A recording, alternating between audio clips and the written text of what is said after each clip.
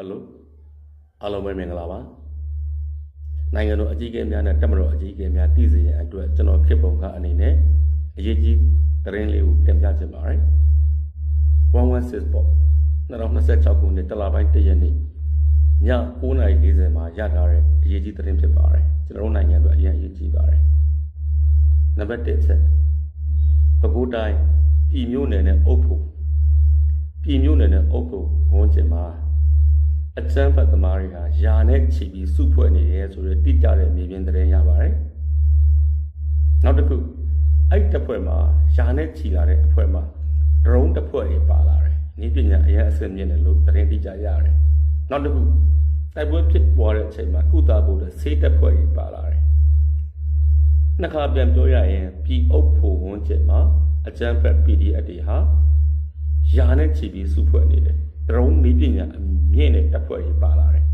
American ပေါ့ဆေးပညာတပ်ဖွဲ့တွေပါလာတယ်။ဒါနံပါတ်1နိုင်ငံတော်အစိုးရအဖွဲ့တပ်မတော်အကြီးအကဲများသိပါစေ။ဒီ file ကိုနိုင်ငံကိုချစ်တဲ့လူမှန်သမျှပြန်ပြီးတော့အဝေပေးစေချင်ပါတယ်။အရင်အရေးကြီးပါတယ်ကျွန်တော်ခေတ်ပုံခါပါ။နံပါတ်2ကျိုးပင်ကောက်အားလုံးသိပါတယ်။ကျိုးပင်ကောက်မြို့နယ်ဝန်ကျင်ပါတော်တော်များများတချို့အရာတွေတစ်သားတွေကိုဝယ်တယ်တစ်သားအတုံးနဲ့တစ်သားတွေနဲ့သူဘန်ကာတွေတိဆောက်နေတယ်ကျိုးပင်ကောက်မြို့ဝန်းကျင်မှာဒါကမြေပြင်သတင်းတိကျမှုမတိကျမှုဒီနိုင်ငံတော်အစိုးရနဲ့စရဖာလို့ခေါ်တဲ့စစ်ဖက်ရေးရကညိုတပ်ဖွဲ့ထောက်လိုင်းတပ်ဖွဲ့ကြီး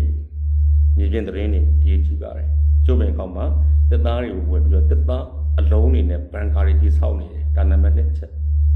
နံပါတ်3ချက်အဲ့ဒီဝန်းကျင်မှာကြောက်တင်း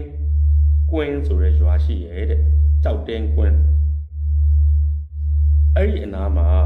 ကြောက်တင်းကွင်းကြေးရွာနားမှာတစ်လုံးတွေကိုဝယ်ပြီးတော့ကြောက်တင်းကွင်းဆိုရဲကြေးရွာနားမှာတစ်လုံးတွေကိုဝယ်ပြီးတော့ပေါ်တာဆွဲပြီးတော့ယူပြီးတော့